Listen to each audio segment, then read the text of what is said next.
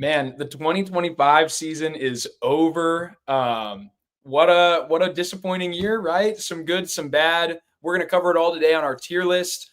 The end of Money Mo too. Wow. I mean, this is the first time we're coming to you guys since Money Mo is done now. I mean, yeah, there's still some stuff, but it's crazy. I can't believe it.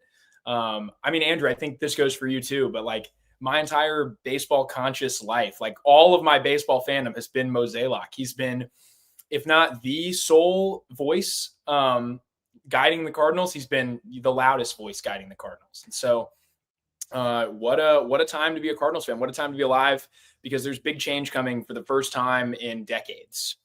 So it's pretty unbelievable. But yeah, we got our last tier list of the year, which is going to be so fun. I think that's all we're doing today. So you want to just get right into it, I guess? Well, yeah. I mean, hopefully. Well, we're going to break down some Mo talk. Did you watch the press conference? There wasn't a lot. I watched what I could, but I didn't catch all of it. Is there anything that really stuck out to you? It was mostly to me just a farewell to Mo, kind of thanking him for his years of service with the Cardinals, which I think is deserved. We have a whole video. You could probably check that out on our channel, covering Mo's entire trade history with the Cardinals. The first half of that is out. That's the half that we would like to remember him by, that we probably will remember him by in like 10 years. So like the David Freese, the Matt Holliday, the other trades I'm actually working on. I'm putting that together. The Ozunas, the Arenados, the Randy Arozarenas and the Adolis Garcias. Like, well, we can talk about those later on, but I think we should celebrate what Mo has done. A couple things that he did mention. I don't know how well I'm going to articulate it, but basically, in his tenure, he hasn't really had to rebuild. But Mo said that the people who are speaking tomorrow might use some different wordage compared to what he likes to say. But he's gone. Like, he's not gonna. He's gone. We're never gonna hear him speak again, probably at another press conference, which is kind of crazy. After all this time, we're probably dating ourselves, losing some credibility with some of the a little bit there. People. But I mean, look, saying that we don't remember anything other than Mo. But yeah, I mean, I'm sure Josh remembers the 2006 World Series. I don't think like neither of us were old enough for that, but yeah, Mo will speak at his red jacket ceremony. But I meant like in that press room, with the green Cardinals like backdrop. Like, I don't think we're ever going to see him in that room again, which is kind of weird. It's the end of an era. Yeah, well, I do think some people asked him like if he would have done anything differently this year, and he was like, no, not really. I was like, okay, Mo, sure. But I love that he's going out on his own terms. He's going out with all the Mo talk in the world. You got to do what you got to do. Yes, he didn't wear a bow tie though, which was disappointing. But I guess whatever. But yeah, 2025 is over. Man, that's crazy to think about. It's now been 3 long years since the Cardinals played playoff baseball. So you think about that. That's pretty terrible. It's a long time. That's as long as they went between 15 and 19. I mean, it ended up being 4 years, obviously, but 3 seasons where they missed in a row, which the Cardinals have now tied that. That's the longest streak in quite a while. Here's a good question. Do you think that if the Cardinals were good right now, right? Like if things had come together the way they thought they would, where Arenado and Goldschmidt aged gracefully, one of Nootbaar, Donovan, whatnot, develops into a true star, and Jordan Walker is the next big thing in St. Louis, do you think Mo would be stepping down, or do you think he'd have? I mean, he's only 54. You think there'd be plenty of time, or what? I don't know. He seems like he's done with this. He doesn't seem like he's bought in anymore. And like at today's, how much of that comes from the last 3 years? Like, what if things had just worked? What if the Cardinals had been that perennial contender they thought they built in 2022? But I feel like it is on Mo that they haven't developed that guy. It is. It's because of the mistakes that he's made and some of the things that he's done. Oh, I'm echoing. And then just like everyone has to their time will come eventually. So I think this is probably be the end of it either way. Honestly, I think if it was going well, he might have stepped down a couple of years ago and passed it off to like a Flores or a Gersh or Yeah. somebody like that. But I think he actually did stay an extra year or two because things were going so badly. And maybe well, it's and Yachty in 2023. to be here for it right now. I really wish Mo was leaving under different circumstances. Obviously, it's a bummer. I think one more thing just to put out there. I said this on Twitter, and I think people are going to be upset about it. But look, Mo stepping down is going to be a real bummer for a lot of people that use him as a very convenient scapegoat to point out everything they think is wrong. Obviously, Mo is the voice of things. Mo is the final decision maker. But to some extent, like Mo, it's not Mo's fault that Jordan Walker hasn't developed yet. It's not there are plenty of things that are also just not his fault. And with him gone, and I think Ollie will be around next year, but if Ollie's gone, where are these people going to point all their ire when the Cardinals suck? It's going to be the DeWitts, which should be, that's where it should be headed anyway. Or players that, haven't come along. But we get to do that right now when we get into this tier list. So we can start that now. This is our last one of the year. We try to do these once a month. And I don't think we always do a great job of articulating the criteria here. But basically, it's an imprecise science. It's more of an art than a science, I would say, putting these together. Right, Andrew? It's a bit of preseason expectations baked in, a little bit of a vibes check, and then obviously how they're actually playing and how they're faring. But at the end of the year, it's a great chance for us to really look back at the year in full and see how they performed. So, wow, we got a lot of guys on here. How many guys on this list are never going to be on it again? Isn't that crazy? Probably a lot. Well, starting with, okay, I'm going to be honest. Like, we always start with these two players, and that's because I randomized it at the start of the year, and they're the two players that were at the beginning. So conveniently, we can fill up F tier very quickly. I think. We'll just throw Fetty straight into F tier. He's never going to be on the list again. I'm glad that we never. He might be. You never know. They might bring him back on a minor league contract. He's the worst. Bringing back Fetty, I would hate that way more than bringing back Mike. They love their players from Asia, so maybe Fetty goes back, wins another KBO MVP, and then he comes back in 2027. We get first year back Fetty. That's good. Second year back Fetty, very bad. Yeah. So, I hope Chaim Bloom, before he considers signing a player that went to Asia, consider why they went there to begin with. I saw that on Twitter the other day, and I thought it was great. Sometimes that's not totally fair, though. And I saw someone on Twitter tell me that Jordan Walker should be an S tier, so that's where I'm going to put him. Is that real?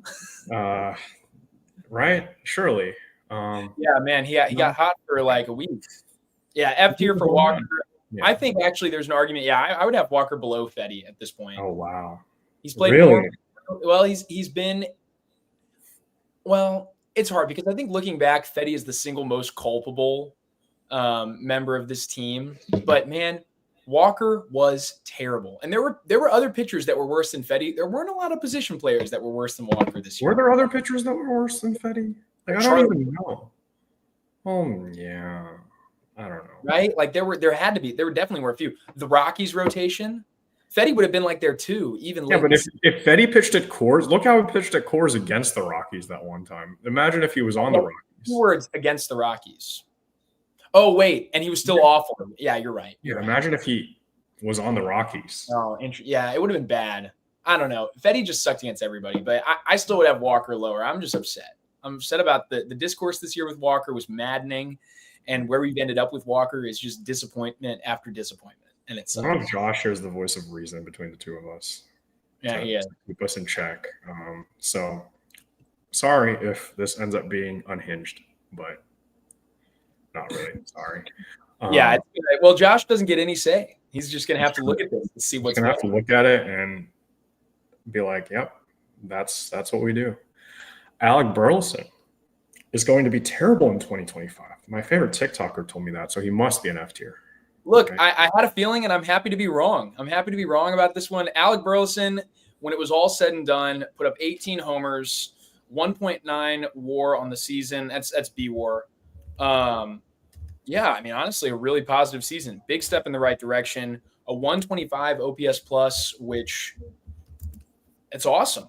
He was a 105 OPS plus hitter last year. I believe he did not. What I qualified the prediction as, which was that he'd hit fewer home runs. No, you didn't. I went back and looked. I went back and revisited the footage. You did not say that. I'm pretty sure that was said. But you had a bad feeling about him, like you did about Dexter Fowler and Ozuna. Oh, that was the worst. Regardless, he had a great year, and 801 OPS is fantastic. He ended up hitting 290 for those batting average fans. It was a good year. 343 OBP. I wish he walked a little more, but can't complain. It is telling when you've got a guy that puts up these kind of numbers and still only has 69 RBI. There just was nobody on base for him, especially in the second half when everything just cratered. But yeah, I would say I probably would have Burleson like top of B tier, maybe bottom of A tier. Where would you be? I would put him in A tier. All right, yeah, I'd be fine with like low A tier. I think that's fair. Out of all of the players that you said were going to be terrible, like you could have said, like probably picked one of the worst ones. But well, you know what? I think I still probably feel this way. The Cardinals are better off if Walker is great than anybody else is great. Well, yeah, but if you had said Walker will be terrible, then you would have gotten a great bold prediction. Well, yeah, that would have been brilliant. It didn't even feel that bold though. Yeah. Certainly won't be next year when I say Walker won't be terrible. That's bold. Okay. Yeah. Andre Palante, this was such a season to forget for Palante. Coming into the year, definitely was your young starter that had kind of fared the best in recent years. And he had a spot in the rotation completely locked down. It was all his. And it's a miracle that he didn't lose his spot in the rotation with how he pitched all year. But that goes back to the Cardinals not having enough depth and all sorts of issues. But pretty terrible for most of the year. Started off fine. Ended up not quite as bad as Fetty, but it was bad. Worse than Michaelis for sure. People are saying Palante was worse than Fetty. I don't know. Like, no, I don't think it's true. I think with Fetty, if you had stuck with him, he would have just gotten worse because that's what happened. He ended up going to the Brewers and finished the season in the bullpen, and he was like kind of lucky during his small sample with them, and then he got cut. So I don't know. This is a great take. This is a great take. Palante had a worse season than Dakota Hudson ever did from McTaters. And I think I would agree with that for the most part. 2023 Dakota Hudson was pretty bad. That might have been worse. As far as Dakota Hudson's full seasons went, though, they were mostly fine. He was really good pre-injury. Dakota Hudson was uniquely good at outplaying his metrics for a guy that didn't strike anybody out and didn't walk anybody. 2021 Dakota Hudson was really fun. Like, I really liked that young version of – and people don't remember Hudson was a top 100 prospect. Like, he was one of the bigger pitching prospects the Cardinals brought up probably in the last decade. I mean, he never had any strikeout stuff at all, but Palante was so frustrating. Wait, is this real? One for his last 15 starts? I have to look at this real quick. Like one win? I mean, that's possible. I see that. Palante did finish the year with a negative 1.3 WAR, 5.31 ERA. Just crazy considering last year he had a 3.78. Yeah. How bad? Yeah, I mean, a 4.69 FIP is bad, but it's not like as bad as he was. Remarkable how bad he was, though, this year. Yeah, gosh. I don't know. Just put him right next to Fetty. It is what it 15 losses is crazy. Yeah, F tier is fine, but I still think Fetty was worse. Yeah. 15 losses is unreal, though. That's brutal. Well, Fetty had like 15 losses in the first half. Like, Yeah. Well, also, they were just like the reason it was so bad with Fetty was that we all knew it was bad, and they kept running him out there, and that's why like we've talked about this ad nauseum, and we don't have to revisit it. But I just could not understand how it was a whole month of just like running him out there over and over again. It just was unbelievable. True. Yeah. All right. Well, it looks like we've got Gorman up next. Yeah, I think Gorman finishes in D tier. I think so too. That's exactly what I was going to say. I think it's tough. Mm-hmm. He had that nice run, but when you look at the total, 14 homers, the 205 batting average, 0.2 WAR, an 88 OPS plus, like that's bad. He struck out a lot. He kind of fell back into those old bad Gorman ways. He was better than last year, marginally, but he didn't slug as much as he did last year, and he actually ran I don't know. He still ran a sub 300 on base percentage. Like that's just not going to play, especially at second base. It's just not going to work. Yeah. Defensively. Defensively is I think mainly like if he had played good defense at second base or third base, I'd probably put him in C tier. But like also last time we were talking about how I believe Gorman was in C tier, but like he was kind of on the edge of like he could fall into D tier if he had a bad month, and that's what happened. He had a bad month, so he ends up in D tier. All right, I'm intrigued to see what you say about Sajazi, and I think I just largely disagree with a lot of Cardinals fans about how I evaluate Thomas Sajazi, but I've got my own opinion. I would put him in C tier. See, I think he's D tier. Really? No. Look at the numbers, man. Sajazi put up an 81 OPS plus, a sub 300 on base, also literally no slug. But he was better than Gorman. Not offensively. But like defensively, he's like marginally more valuable than Gorman, I guess. He had a 0.44. Because he like had a stretch that was so bad, and then like throughout the last half of September, I feel like he started to hit the ball better. I mean, you could average doesn't mean everything, but he hit 258, which like I don't really know what you expect out of a guy like that. Well, I'd like to see a 700 OPS, right? Like the prevailing belief is like you should be able to just go out and grab any veteran who can like OPS 690, Like you'd like to think so. If Sajazi's their roster filler, like it's just bad. That's my opinion. It is nice that he's not going to be a starter, like he's the bench guy. Like 80 WRC plus is fine, I think. Yeah. And like I don't think that he should get run at like second base or like I think there's too many infielders at this point. If they keep Donovan, like JJ is going to take one of those spots. I think C tier is definitely 83 strikeouts. This is crazy from Sajazi. 83 strikeouts and only 275 at bats. He's running I feel like he started to hit the ball a lot better. Like, he had that adjustment period too. Like if we're going to give Gorman, it's like a 30% strikeout rate. And in 300 plate appearances, he hit 2 home runs. That's unbelievable. You can put him the bottom of C tier. That's fine. I would put him because that's fine. Because Gorman's a negative F4 player right now because his defense is just so bad that like I think Sajazi has to go over him. We've got Bill. Bill here says low C. All right, I'll trust you on this one, Bill. We'll put him in low C. All right. Like these are now we're starting to get into some of the no names. Graceffo, like I don't know, just D tier. He was bad, and then like he was bad. Like let's see, he's got a 6.28 ERA, negative 0.8 WAR. That's terrible. That's such a bummer. His FIP is low though. His FIP is 293. Yeah, 293, a 66 ERA plus. It's not talked about enough that Graceffo not only is problematic because of how poorly he pitched out of relief at the big league level and like when he got a spot start or whatever, but how bad he was at AAA to not get a chance, right? Like you have to be terrible. The AAA depth arms that actually like were around were just awful options for the Cardinals this year, which is part of the reason they ran Fetty out there. Although they had McGreevy at that point, but you're running Fetty out there, you're running Palante out there because there literally are no other options. So it's going to be really nice. Graceffo got a lot of garbage time innings where like I feel like he was facing a lot of really hot offenses. Like you put him in against the Cubs and the other. But also, how many times have we seen the Cardinal like to play the devil's advocate? How many times have we seen the Cardinals where they rock somebody's world and they get a starter out of the game by the third inning, but they don't score again after that? Yeah, like the game's over, right? It might be like the Cardinals' offense is not very good, so yeah, but they don't score again after that. I feel like offenses kind of cool down, and you kind of take your foot off the gas, and I don't know, you get defensive replacements in there eventually. Church, talk about defensive replacements. That's what he is, probably. I would say D tier. I don't think we can put him in F tier because like he didn't get enough run, but he had a WRC plus of 46. So, but like, I don't know what we really expected out of him. So, yeah, I mean, he definitely didn't get enough. He was hitting the ball hard, and it looked all right for a second. I don't know. It was definitely frustrating though. It felt like he had some bad luck. I'd love to get under the hood and look a little more at that. I haven't had a great chance to do that. I mean, he only had 65 plate appearances.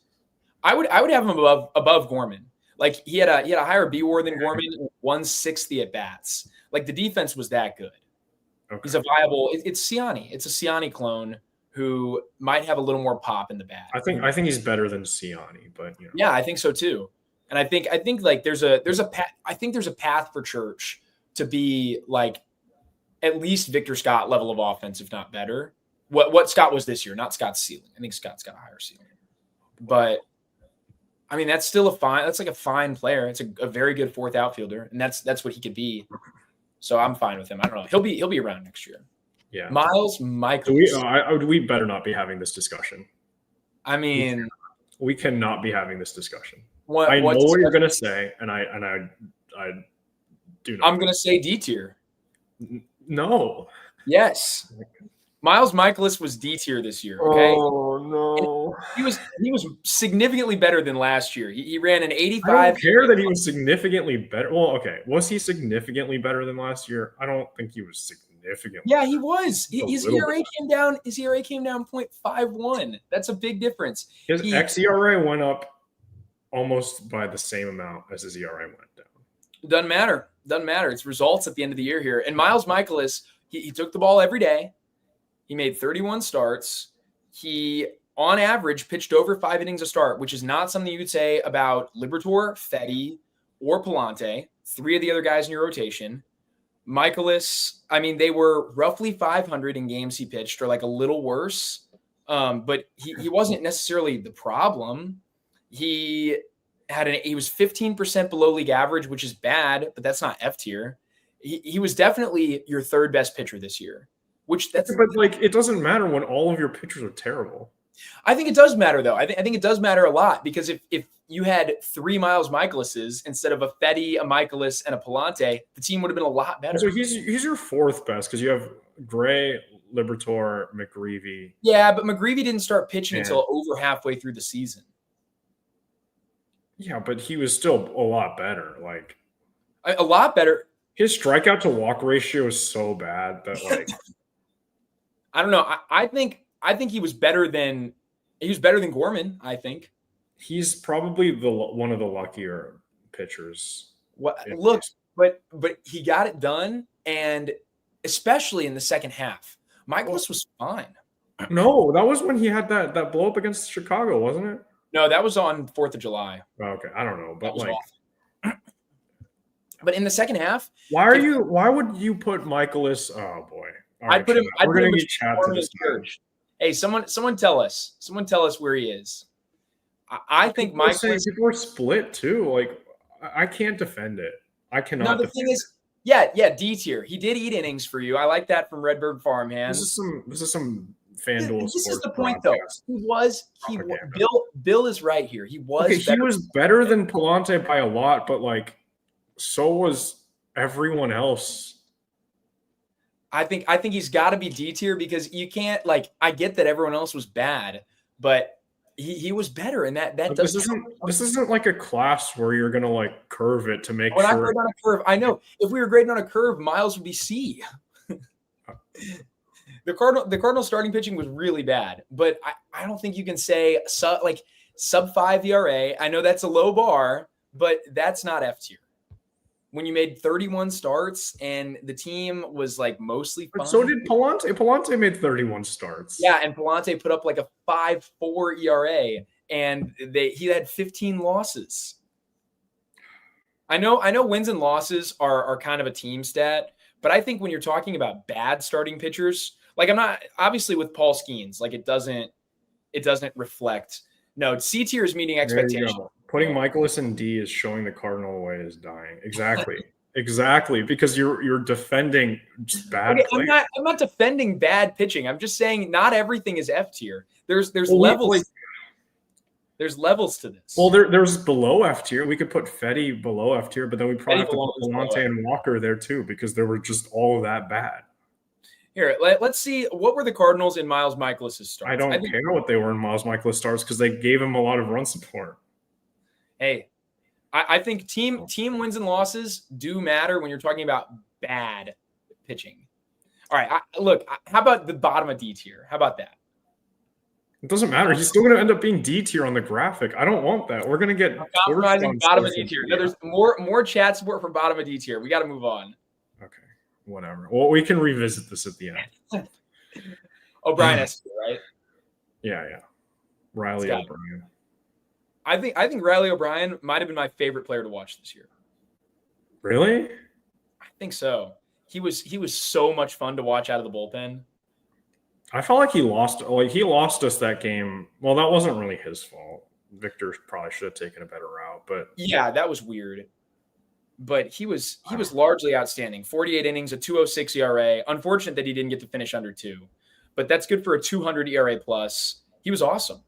He had 45 strike, and it feels like he should have had more strikeout stuff. But he was really fun to watch this year. No, he was great. Oh, this is going to be good. This is going to be. I need to pull up the metrics so I can be objective about this. I think we should say it at the same time. Okay. Hold on. I need to take a look at fan graphs real quick. Hey, be specific. Okay. At the same time, we're going to say top of, middle of, or bottom of. Okay. Okay. And then we'll say our thing. Ready? All right. 3, 2, 1. Top of D. Okay. There we go. Well, you said C. Okay. We're in top of D. Top of D. I would not put Pajas in. Oh, you said C. C. Pajas is C here, man. Your hatred for Pedro Pajas goes deep. Because he shouldn't be the catcher. Okay. I get why he's catching this year. I actually starting catcher to catch Pajas. I actually will defend the decision to catch Pajas. I think it's fine. I think you're falling victim to correlation and causation. No, I'm not. I understand that you want Ivan Herrera to be the catcher, obviously. But if the Cardinals, they have more intel than we do on this. And if they think that catching is contributing to his inability to stay healthy, I'd rather have the bat in the lineup. But they're going back to it. Chaim wants him to catch. I think that's what we should trust. I mean, we'll see what it looks like. How about you'll appreciate the fact that Pajas briefly played second base. No, I won't. But he caught a lot. Pajas caught a lot of games. I actually don't appreciate that Pajas played second base because that would have forced Palante. If he didn't, that would have forced Palante into the lineup, and he would have had to take it out. So. Well, Pajas played a lot. He caught a lot of games. Ended up being a 1.4 win player. He's got a 78 OPS plus. So if offensively, he was basically the same as Nolan Gorman, with a few things that were actually better than Gorman, right? Like fine. Okay, we can put him right here. I think he's C tier. I just think that you could do a lot worse with a starting catcher than Pedro Pajas. Yeah. You know, I mean, he's not awesome by any means. He's not like a great player, but there are definitely starting catchers in baseball that are worse. And I think he largely had a positive season. Although, yeah. All right, our next guy, Matthew Liberatore. This is probably tough too, because I really don't know where I land on Liberatore anymore. The second half was so frustrating at times. He finished the year with the lowest ERA among starters, if that's what we're looking at. Yeah, I mean, it was lower than Sonny Gray's, right? Yeah. That's stunning. I feel like they end up in the same tier, though, because Gray gave you more innings, more starts. Yeah, I think Gray will end up higher for me because the Cardinals won so much when Gray pitched. Without Sonny Gray, the Cardinals would have been really bad. Yeah, I don't know what next year looks like for Matthew Liberatore. Like he's gonna be in the rotation, and I sure hope the fatigue isn't as big a problem. But like, man, he only struck out 122 batters in 151 innings.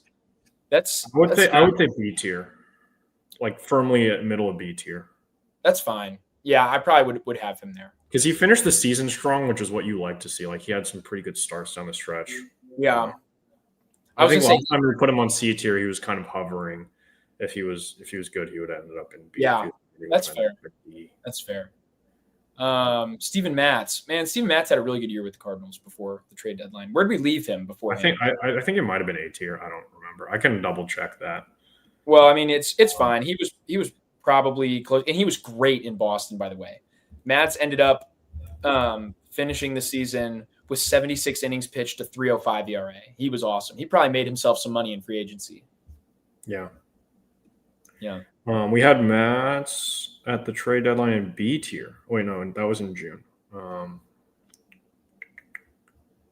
don't know. I'll find it. It doesn't really matter.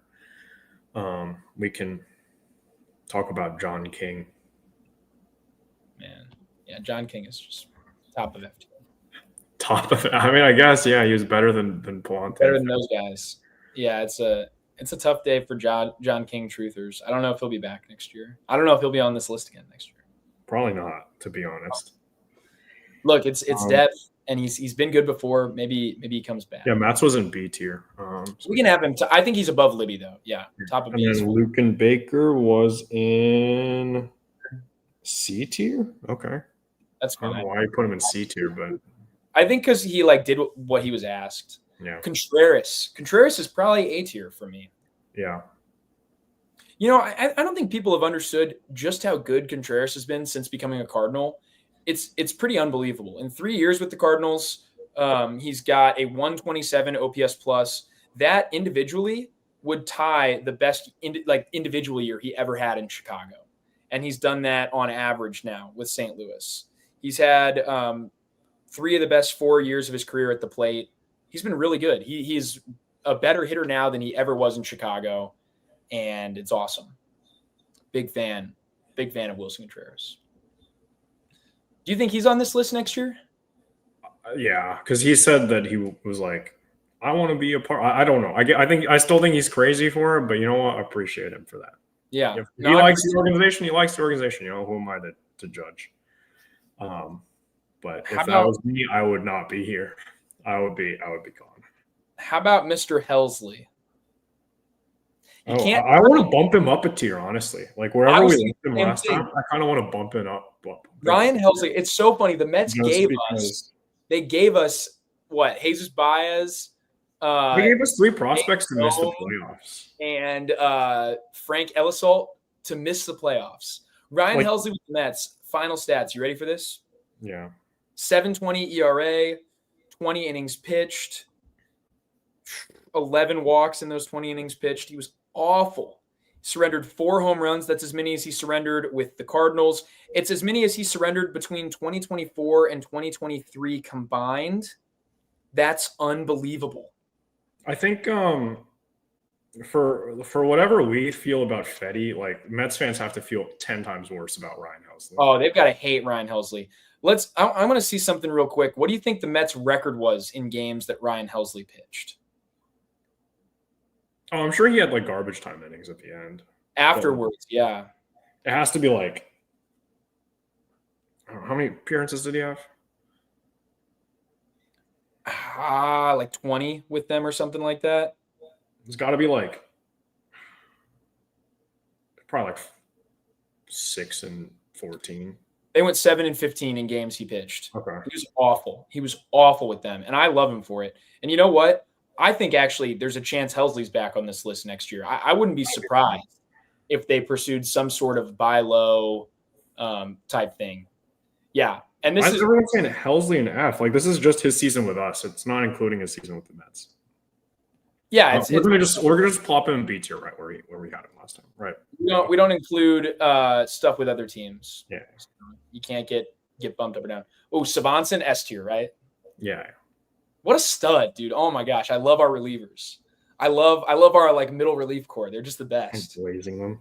Yeah, I will glaze them. Matt Savanson, if there was anyone I liked watching more than Riley O'Brien this year, it was Matt Savanson or Kyle Leahy, who I know we'll talk about later. Savanson was just awesome. And he did so many great things this year, man. Oh my gosh. It was awesome to see him when Savanson would go multiple innings, it would get me just so psyched up. He was so fun to watch. I'm super excited to see him again next year. And you guys laughed at me when I said that that's all we were going to get for Eric Fetty. Well, I would love Savanson for Eric Fetty. Ryan Valade F tier, right? Yeah, I mean, we're not even going to discuss that. But I would say between King and Palante. He's better than Palante. No. Ryan Valade had a negative WRC plus. Fine. I don't think you understand just how bad he was. I want to put him behind Walker. Oh, no. Because he was just that bad. He was so bad. Really bad. I don't even think we need to talk about it. He was terrible. Yeah, no, we don't. He was one of the most overmatched players I've ever seen. Alcala. let's see. With the Cardinals, he was not great. He had a 0 WAR, 5.02 ERA. I mean, I just would say D tier probably. Yeah. Like probably he was better than Graceffo as a reliever, and he was more useful. And I think he has good stuff. Like I wouldn't hate to see him again in St. Louis, but we'll see. Yeah, I don't know. No. Scott. Victor Scott. This is gonna. I don't know. I think fans haven't appreciated how good Victor Scott was this year, right? Yeah. I mean, like, he's just his defense. If you look at, I think PCA has actually fallen. Scott, like, in terms of defensive metrics, might actually deserve the Gold Glove over him. Victor Scott had a 1.6 WAR this year in like 300 something plate appearances. So you put him on pace for a full season. That's like close to a 3-win player. The defense just really is that good, you know? Okay, PCA still has more outs above average, but like where's Scott at? He's at 17 outs above average. And what's PCA? 18? He has 21. Oh, geez. Well, that got a little separated at the end. Where do Mason win? We'll talk about that in a little bit, but we'll talk about that. But like Mason Wynn had 22. Yeah, it's amazing. Yeah, Victor Scott though was probably one of the like 6 to 8 most valuable defenders in all of baseball. Yeah. Second most valuable on his own team, which is awesome. The Cardinals defense this year was probably one of the best things about the team, largely. I agree. And it was awesome. So I think Victor Scott deserves a lot more credit than he's gotten from fans, and especially fans who thought Nathan Church was going to replace him. His defense is better than Church, and his offense is also better. So there's and I'm excited to see what Victor Scott does next year. This year was a huge step up for Scott in terms of like offensive production compared to last year that was really bad. And like we didn't know for sure that he was going to be this guy in the field, and now we know. Now we know like he is. He stole like 35. Yeah, and he didn't even get on base that much. So I would say B tier. Yeah, he did lead the team. I would say B tier as well. I think he's right there for me. Yeah, I mean he was awesome, and you got to feel good about Victor Scott going forward. You know. Oh boy, I feel like this is a point of contention every single year that we do this. Yeah, because I think Kyle Leahy rocks. I would say A tier. I can't go any higher than A tier. A tier is fine. And that's actually where I'd have him too, because early in the season, Kyle Leahy was just like nails, and they just went to him all the time. It felt like I don't know, Kevin Seagrist back in the day when it's like that guy pitches every day, and then they burned Kyle Leahy out just a little bit. Yeah. But you know what? He recovered. He got back on it, and then he was back in high leverage situations within a few weeks. And he ended up making a lot of, he made some 40 pitch outings, which was awesome. Made that start on the last day of the season and looked pretty good doing it. So I'm very excited to see what they do for Leahy next year. Do you think they'll start him next year? It depends on what happened. If they trade Sonny Gray, probably. I would say that they at least give him a shot, like give him a little bit of runway, our favorite new word. Runway for the right players next year. I'm all for runway for the right guys that deserve the runway. It's our favorite new word from this year. So, like this guy should have gotten runway earlier in the season. If this guy got runway, there's a chance the Cardinals are the playoffs right now. There's a chance we're not even making this tier list. We're talking about wild card series against the Dodgers, and we're talking about how Michael McGreevy probably is starting game 2 of that if that was happening. Yeah. Instead, we're where we are. McGreevy ended up finishing the year with a 4.42 ERA, but he was largely pretty good. The Cardinals were good when he played. For his career, he's been shockingly solid. I think he finishes the year with a better ERA than Jacob Mizorowski, so all-star. Yeah, that's so funny. Christopher Sanchez didn't make the All-Star game. He's like a 7-win player. Also, that Mizorowski could have been there after 4 starts. That's a terrible look for MLB. I hope they stop giving out those like fake all-star selections to rookies because it's just dumb. I mean, Skeens deserved it last year, but not. I was talking to someone today. It's like there's a chance that in 15 years we're like Skeens is the best pitcher we've ever watched. I don't think anyone feels that way about Mizorowski right now. Well, he's a bullpen guy. He might not even make the roster. He's a good pitcher, and like he's a great prospect. He'll probably be good, but All-Star was ridiculous. Yeah. So yeah, I don't know. McGreevy for me, like I think you probably have him like right around where Liberatore is. The only difference is that Liberatore pitched more innings. I would put him top of C. You think so? Yeah. No, I think he did so much winning.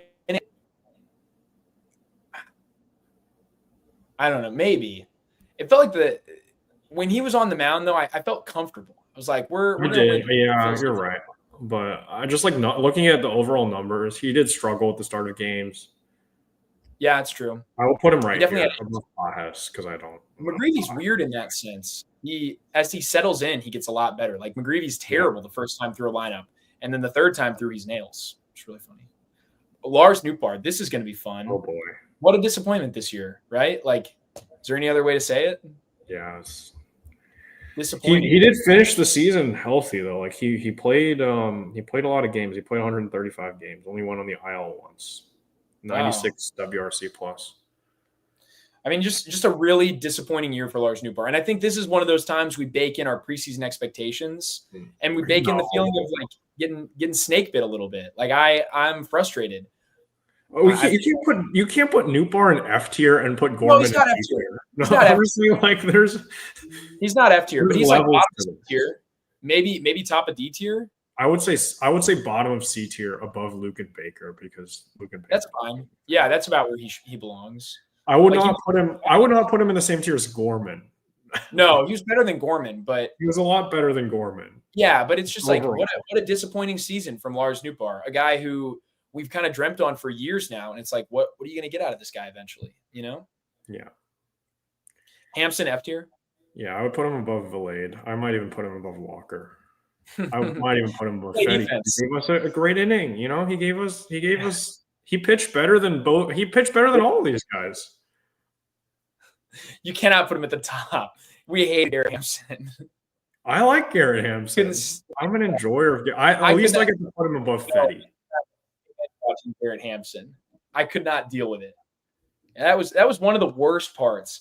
You know what? Should we have an Eric Fetty tier? No, I think we should just respect it now at this point. I feel like the bid is over. Yeah.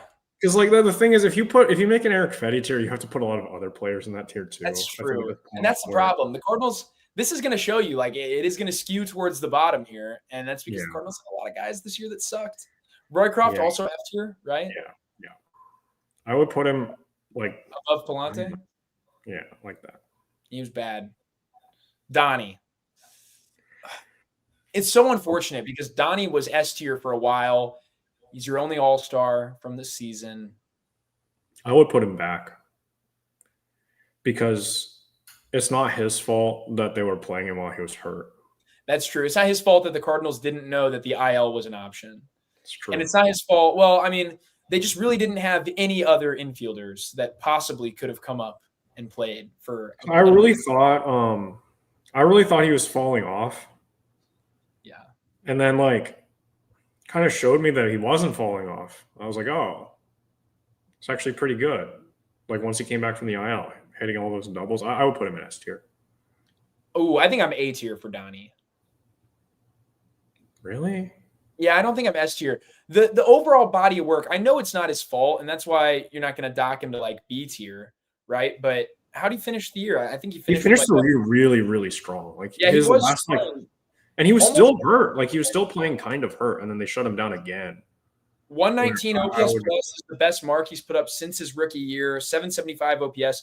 I just don't think I can put a guy who's mostly playing second base with a sub 800 OPS in S tier. Like that's if you erased all the games where he had that injury, it would be like an 830, 840 OPS. No way. It's not 830. Because it was that at the All-Star break. It was like near. Yeah. I think it was like 830. He was hanging around there at the All-Star break, I guess. I don't know. I don't think that's an S tier player. I think it's A tier. I think it's really good. But I mean, he's like 15 points below Contreras. But I think defensively he's a step above like Burleson. You know. Yeah, but I mean, Contreras is a great defender too. I think top of A tier. At first base, I feel like it's not as valuable. But like you're a sub 3-win player who got a lot of. He has the most B WAR on the team. True, but that's because the team like didn't produce anybody that. But there's a position player I want to put in S tier. Yeah, there's one that belongs in S tier, but I think there's two. All right, we can put him the bottom of S tier. That's fine. If you put I do Miles think Mikolas in D tier, I feel like we can raise Brenton Donovan. That's fine. Yeah. Where does the chat think Donovan belongs? Do we think he's? Yeah, I think this is true. Samuel makes a great point. Contreras, I get that. Was awesome. I get that. No, he only made the All-Star team because second base is a remarkably weak position in the entire league. Like there's just no good second baseman. It's Ketel Marte and the rest of them. Yeah, it's 100% what it is. I mean, Nico Hoerner ended up having a really good season actually, which kind of sucks. But at the All-Star break, he didn't deserve it. No, not at all. Hoerner just got hot in the second half. His defense fell off because his foot was hurt. Like that's not his fault. Yeah, this is on Mo for forgetting that the IL is a thing, but whatever. They did him a disservice. All right, Granillo probably like top of D tier. Yeah, sure. I mean, he got hurt. We didn't get to see what he's all about. He'll definitely be back next year, and I'm excited to see. How they handle. Phil Maton will go back in S tier. Man, Phil Maton also terrible with. It doesn't matter. The Rangers, which is hilarious. It's good for us. Mason Wynn, probably like A tier. Yeah, because he's better than Scott defensively and offensively. Yeah. I think I would have him below Leahy though. Below Leahy, okay. Yeah, because I think he was also playing while he was hurt. Like, that's why his offense fell off. Like that's why he's hitting games. Yeah, no, that's true. And Mason Wynn this year he was so much fun to watch in the field. It felt like he got to everything. It was unbelievable. And there were so many times that he threw somebody out and you're like, man, nobody else in the league makes that throw because nobody else in the league's that strong. Yeah. He's awesome. Well, no, Ellie can throw really hard, but Yeah, Ellie threw like 113 miles an hour once, like 12 feet up the line, right? Is there anything he can't do? I don't think so. No, there's not. There's nothing. Anyway. Nick Rackett. I don't know. 2 innings. I mean, he's the Luke and Baker of the pitching staff. Like, put him right above Luke and Baker. Yeah. It's hard to rank guys with such small samples, but we got to do it. Yeah, Rodri Munoz F tier, right? Yeah. Like, let's just put all like there's a couple guys, him and Fernandez just go like right here. Yeah.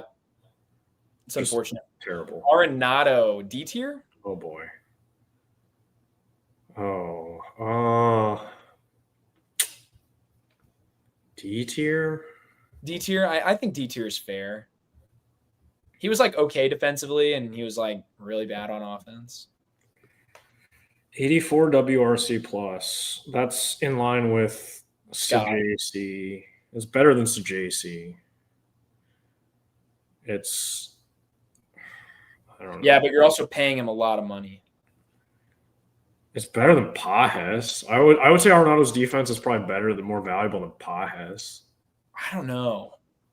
And he was Pajes blocking is so bad that like Arenado doesn't have like a sure Pajes can frame and he can call pitches or whatever, but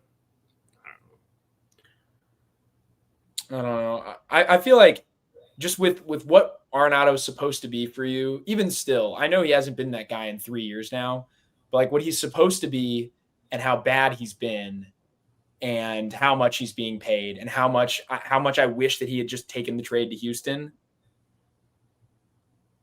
He won't be on this list next year, right? He can't be. If he is, that would be quite a travesty. It's going to be so interesting to see what Bloom does to clean house. I don't know. I guess Nootbaar is in C tier too, and he's Nootbaar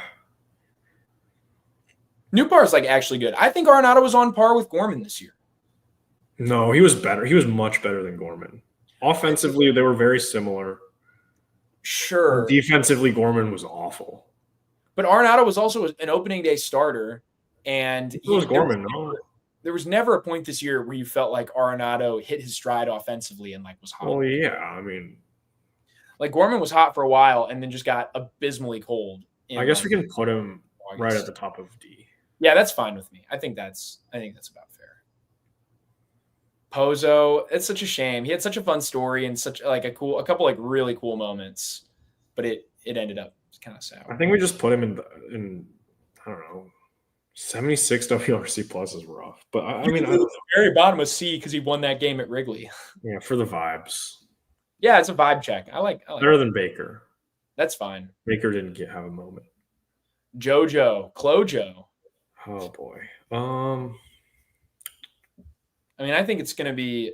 I need to see where he finished, but for most of the year, this guy was S tier. 207. I think it's S tier again, right? Like, I would think so. Yeah, that's S tier. That is right in line with what O'Brien did, and he did it in more innings. JoJo was awesome again. I don't know who we put at the top. I know who we put at the top list. Never mind. We just haven't gotten to him yet. Yeah, Josh doesn't get to stop us this time. Oh, really? You're going to agree with me this time? I always agree with you. No, last time I remember I wasn't here. You were like, "Oh, I think I had to pump the brakes a little bit." Okay. For those wondering, just you'll see. Just look at the screen and look at who we have. Definitely know. Yeah. Or somebody even Sonny Gray. The Cardinals did so much winning when Gray pitched. They were like, they were like, I think they were 21-11 in Gray starts. Like, dude, not all ERA is created equal, and Gray had bad starts, but he had a lot of really good starts. He made a lot of quality starts. There were like 5 blowups this year, and then in everything else, the Cardinals were in it. Like, I think that's A tier material. No. Yes. No. A tier? I think so. Sonny Gray? No. They won 60% of the time he pitched. 65% of the time he pitched. Okay, like, but still. That's a huge deal. It's a team sport. Sometimes they just score runs for certain pitchers. Like sometimes Sonny Gray would also have really, really good starts from time to time and just win you a game like that shutout in Cleveland. Mm-hmm. And sometimes he would just lose you a game. I think it has to be B tier. He finished with 200 strikeouts. He's your only pitcher that actually strikes batters out. Everyone in chat saying B tier too. Everyone in chat saying B tier. All right, that's fine. I think it's better than Liberatore. I'll put him at the top of B tier. That's fine. Maybe behind Scott. I think he's better than Scott. No. All right. Man, this we're running low on guys. Veneziano, what? D tier? 450, yeah, whatever.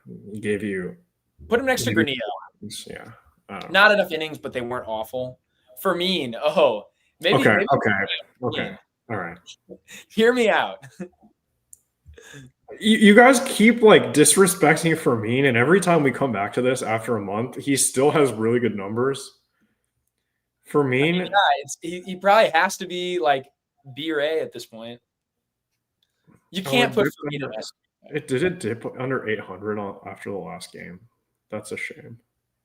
There's another Jose Fermin that made his debut this year. Yeah, he's a pitcher for the Angels. He's a two-way player. 793 OPS. I don't know what Jose Fermin has to do to be an A tier, but he has to be an A tier. Fermin, right at the 8 WAR this year. A tier. Man, Fermin is now a more valuable player for his career than Jordan Walker is. Oh, yeah. It's actually not even that close. 0.8 WAR in 30 games is kind of wild, actually. Yeah, I think he has to be an A tier. You can't Josh isn't here to be he didn't play enough. I don't care he didn't play enough. What is he supposed to do? Josh isn't here. What is he supposed to do? Josh, when you're not here to defend the case that Fermin should be in B tier or C tier. Barrero F tier. Barrero, yeah. Right above Hampson. Yeah. They can whoa, no. Hampson was better. Was he really? I think. Stunning. I don't care. So. Hampson gave you a 3-pitch inning, okay? Put Ciani right below Church for me. Okay. Yeah, that's fair. Wait, Hampson gave us a 3-pitch inning? Do you not remember that? I remember him pitching once. I didn't know it was 3 pitches. It was a 3-pitch inning. That's I wonder how many of those there were in all of baseball this year. That's what I'm saying. He's the most efficient pitcher in MLB history. That's pretty outstanding. Yeah. I think that Ivan Herrera here is S tier. I think he goes at the very top. I wasn't even talking about the next guy after him, but I think Ivan Herrera's. That's what I don't think he goes to the very top. I don't think he goes over your relievers. I mean, when you think about how great he was, though, and how young he is and how much room there is for him to grow, Ivan Herrera might be a star. Okay, you know what? That's fine. You know why? Because the next one is going to make the list look very pretty. He has to point to his guys. He's behind the relievers. Yeah, no, He has to point to his guys. All right, yeah. I mean, let's do it. Josh isn't here, right? We can do whatever. Josh is not here. We can do whatever we want. We're gonna put Ollie. Where are we gonna put him? I mean, I think we all know where Ollie's gonna go. Hey, if you want to object in the chat, like feel free right now. But you know what's happening. You know what's about to happen with Ollie. You know where he's going to go. If you've watched this show, if you've seen one of our tier lists, you know where he's about to go. He's got to be pointing to his guys. Look at these four stunning men at the top that Ollie managed all year. Look at these guys. He points to his guys. Oh yes. Dollar Dollar Bill, bottom of F tier. I love our nicknames. We're gonna need. I mean, we need a nickname for Chaim. Chaim time. We're gonna have something. We'll come up with something. We'll be workshopping that. But it's not gonna be a money one. All right. So for Money Mo here, I think we should actually assess his whole tenure. I want to see what you'd say. His whole tenure. Whole tenure right now on this tier list. On this tier. Is that what we're doing to honor Money Mo? Like we're gonna just grade his entire thing. Shouldn't we? I guess we're never going to get to rank Money Mo again. I'm really sad. This is the last time. We should do it at the end. We'll put him at the end. We'll do. Dude, I love seeing this Painter Productions support here. Ollie and S tier. Yeah, come on. Ollie's the GOAT. We love Ollie. We should do Brant Brown. Do we even need to rank Brant Brown? I feel like he's not even that. Brant Brown's like D tier now. The offense was so bad in the second half. We're just not even going to rank him. I want Pop Warner on this list someday. Well, Pop Warner is going to be an F tier. Pop Warner is F tier. Money Mo. We should rank the team first. We should rank the team overall. Well, they didn't make the playoffs, so probably like very bottom. Say it on 3. Okay. Let me think real quick. All right. I'll count down. 3, 2, 1. D tier. Okay, D tier. Look, I think if there's 6 tiers on this list, right?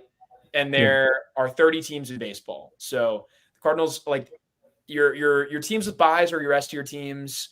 Other division winners are A tier teams, and like top wild cards. Everyone else that made the wild cards B tier. First few teams out are C tier. Like bad teams, like the Braves probably were D tier this year, and then like you got your F tiers. I feel like the Cardinals top of D or bottom of C is fine with me. They're under 500, so C probably should be 500. So top of D is fine. Okay. Yeah, I'll put them here.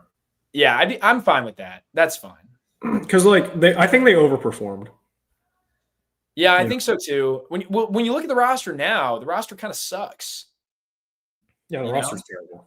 And I guess we're going to hear tomorrow where the direction of the team is. Yeah. I mean, it's Money Mo. Pretty bad. Entire tenure, entire career. Entire career. I mean, I think I know where I'm putting him. I don't know if people are going to agree. I know where you're putting him, but I'm not going to put him there. So Money Mo. All right, ready? 3, 2, 1. Bottom of A tier. Oh, okay. Show me the bottom of A tier. You do not last. This is a great point here that I see. I got to scroll back for this. Samuel said you can't last that long and not be an A tier guy. I think for the vast majority of his career around the industry, I think most people thought Mozeliak was a very good executive. And it's clear that whatever he's doing now isn't as effective as it was at one point.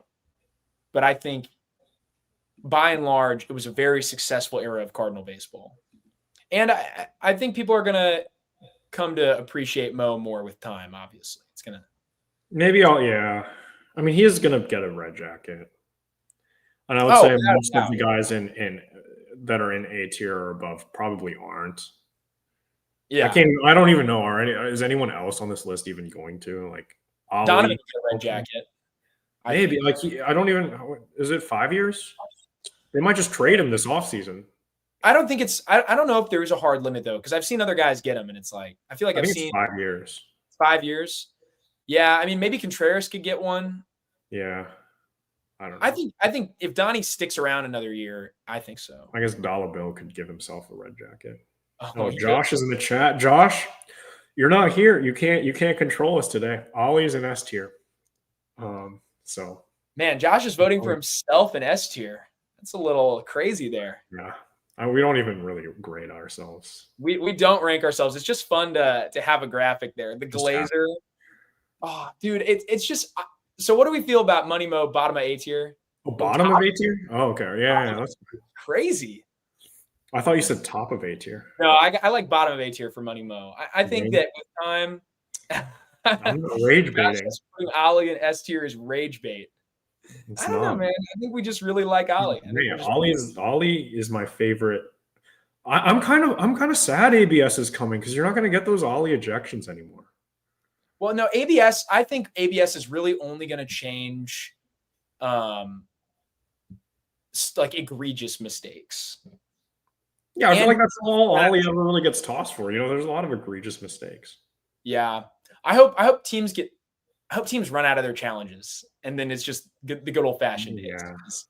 Yeah. There's nothing better than seeing Ollie come out and go to bat for one of his guys. So on this list, just maybe rough estimate. You don't have to count like how many guys you think aren't going to be here. How many do we rank first off? Oh, Josh isn't aware that we put Mo in A tier. Oh man. How many what? I'm counting up how many guys we ranked real quick. That's 39, 40. I think it's like 60 or something. We ranked. I think we have 46 that we ranked.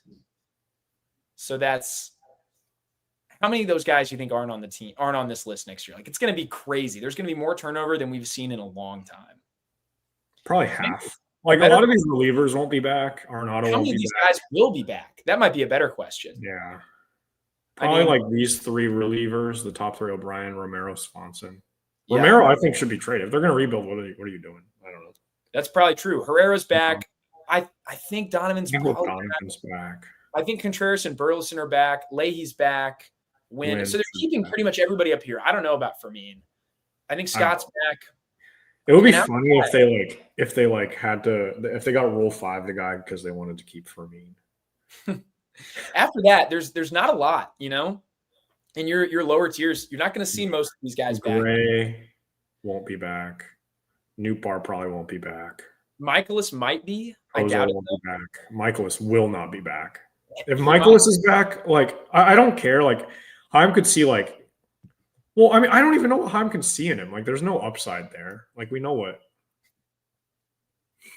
I don't know. Yeah. I think there's gonna be big changes this year, though. I know some people in the chat seem to think there won't be. I think there will be.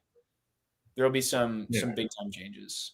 Yeah, that's a great way to put it. Alexander said, "Sad it's over, but glad it is as well." I would agree with that. It's a little nostalgic. No more Money Mo. No, I loved the Money Mo bit. No more Money Mo, but at the same time, it's what has to happen. They need a new voice. They need to get fresh. They need to get younger and get something else. Because they're behind the times, and it seems that Chaim Bloom is the way to get back into things. So, is there anything else you want to talk about before we finish up here?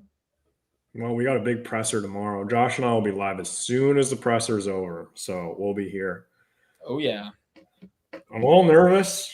So I feel like Chaim is going to not hold back, but also, I'm excited for whatever direction this team goes. Yeah, man.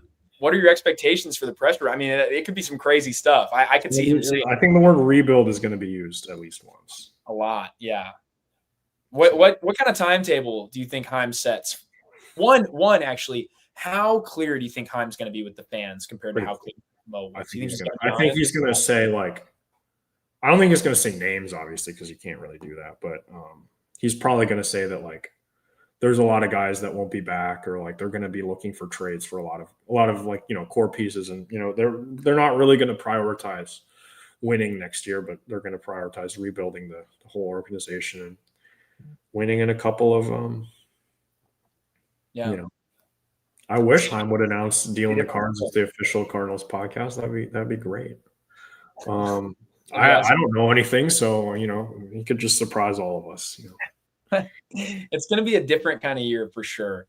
I really hope that now that Mo's gone, I hope that fans are willing to give Chaim a fair shake here. I hope that fans are willing to come back to the ballpark, because if Mo's the reason you weren't there, he's not there anymore. I don't think I just don't know. Yeah, Josh says he'll be sitting at the podium with Bloom tomorrow. Well, I guess I'll see you in the press box. It's gonna be wild. Yeah. Yeah. And now we embark on 6 long months of no baseball. So I guess that's what we got.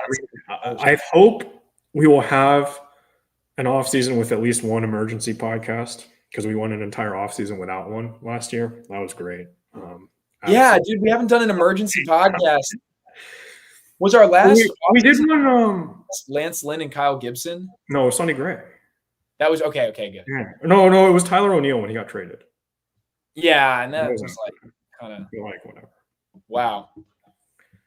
Oh, I think he like did one for Phil Maton, but it was very like impromptu and like it was during spring training, so that doesn't count.